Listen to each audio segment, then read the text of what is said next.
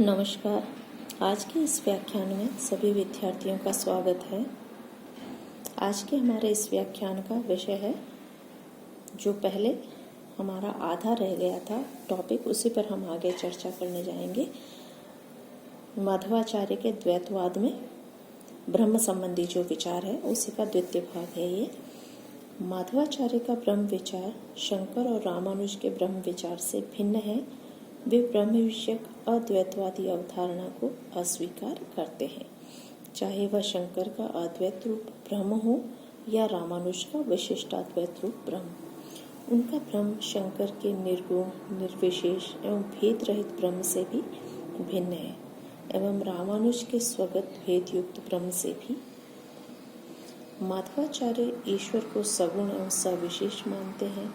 वे शंकर के निर्गुण ब्रह्म की अवधारणा का खंडन करके उसके सगुण एवं सविशेष रूप को सिद्ध करते हैं।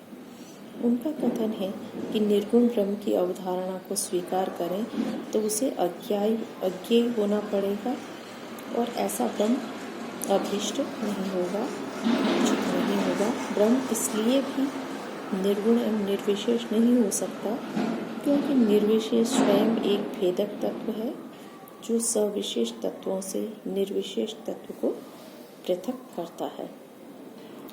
अतः भेद व्यावर्तक होने के कारण वह स्वयं एक विशेषण बन जाता है। इस प्रकार ब्रह्म को सगुण एवं सविशेष मानना ही उचित है। ब्रह्म को सगुण एवं सविशेष मानने पर ही उसका सर्वज्ञत्व सिद्ध होता है। वे श्रुतियों में प्राप्त निर्गुण ब्रह्म की नई व्याख्या करते हैं।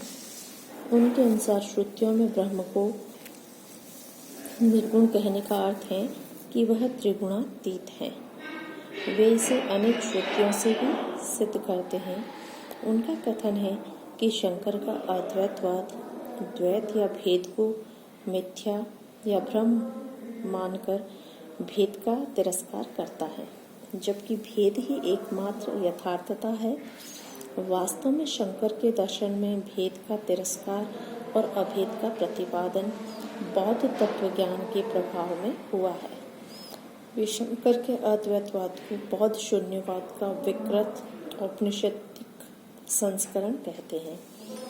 उनका कथन है कि जो शून्यवादियों का शून्य है वही मायावादियों का ब्रह्म है। उनकी मान्यता है कि रामानुज की ब्रह्म विषयक विशिष्टाद्वैती धारणा भी उचित नहीं है क्योंकि उसमें अद्वैत या अभेद ही मुख्य है और द्वैत या भेद गौण है, जबकि भेद ही परम वास्तविकता है। हकीकत या वास्तविकता ये है कि ईश्वर, जीव एवं जगत तीनों भिन्न तत्व हैं। तीनों अपना पृथक अस्तित्व रखते हैं, अतः इनमें किसी एक में अन्य का अंतर्भाव नहीं किया जा सकता है। माधवाचार्य ईश्वर को जगत का कारण मानते हैं। वे ब्रह्मसूत्र के द्वितीय सूत्र जन्माधस्य यते की व्याख्या सृष्टि कर्तृत्व के अर्थ में ही करते हैं। वे इस सूत्र का अर्थ करते हैं कि जिससे इस जगत का जन्म आदि होता है वह ब्रह्म है। वे जन्म आदि की व्याख्या करते हुए ब्रह्म के 8 कार्य गिनाते हैं। ये हैं सृष्टि, स्थिति, संहार, नियमन, ज्ञान, आवरण, बंध और मोक्ष। तात्पर्य यह है कि ब्रह्म ही उन 8 कार्यों के कर्ता हैं। ये कार्य ईश्वर के अतिरिक्त किसी अन्य शक्ति द्वारा संभव नहीं है। इस प्रकार माधवाचार्य के दर्शन में ईश्वर सृष्टि करता है। यहाँ ये उल्लेख करना आवश्यक है कि माधवाचार्य ईश्वर को सृष्टि का केवल निमित्त कारण मानते हैं। वे इस संदर्भ में शंकर के अभिन्न निमित्तोपादान कारण की अवधारणा का खंडन करते हैं तथा रामानुज के उस दृष्टिकोण को भी अस्वीकार करते हैं जिसमें ब्रह्म को जगत का निमित्त एवं उपादान दोनों कारण माना जाता है। शंकर ने ब्रह्म को जगत का अभिनिमित्तोपादान कारण मानकर जगद्विषयक, विवर्तवादी एवं मायावादी दृष्टिकोण का समर्थन किया है। माधवाचार्य शंकर के इस विचार को बौद्ध शून्यवाद से प्रभावित दिखाकर उसे अस्वीकार करते हैं और उनके जगत मिथ्यात्व के विचार का खंडन करते हैं। इसी प्रकार उन्होंने रामानुज के भी जगत विषयक विचार का खंडन किया है। उल्लेखनीय है कि रामानुज ब्रह्म को जगत का निमित्त और उपादान दोनों कारण मानते हैं, किंतु माधवाचार्य ब्रह्म के उपादान कारण का खंडन करते हैं और उसे जगत का केवल निमित्त कारण मानते हैं। उनका कथन है कि ब्रह्म के साथ उपादान कारणत्व असंगत है, क्योंकि उपादान कारण परिणामी या विकारी होता है, जबकि ईश्वर अपरिणामी या अविकारी है। पुनः ब्रह्म की जगत का उपादान कारण मानने पर उसे विकारी होना पड़ेगा, और एक विकारी ईश्वर कभी भी अभीष्ट तत्व नहीं हो सकता। इस प्रकार मध्वाचार्य ब्रह्म को जगत का केवल निमित्त कारण मानते हैं। वे प्रकृति को जगत का उपादान कारण कहते हैं। तो भगवत गीता के प्रभाव में कहते हैं कि ब्रह्म की अध्यक्षता में प्रकृति इस सृष्टि को उत्पन्न करती है।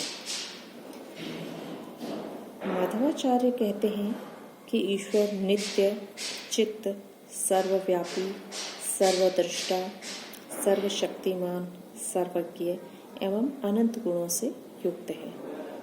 उनका प्रत्येक गुण असीम, निर्वधि और निरतिशय है। यह उनका सजातीय अनंत है, फिर अन्य गुण भी अनंत है, अतः प्रत्येक गुण का विजातीय अनंत्य भी है। उनका शरीर अप्राकृतिक है, वह ज्ञान एवं आनंद आदि कल्याण गुणों से निर्मित है, अतः शरीरी होने पर भी वे नित्य, पूर्ण एवं स्वतंत्र है। वे संसार के परे भी हैं और संसार में व्याप्त भी है, क्योंकि वे जीवात्माओं में अंतर्यामी है।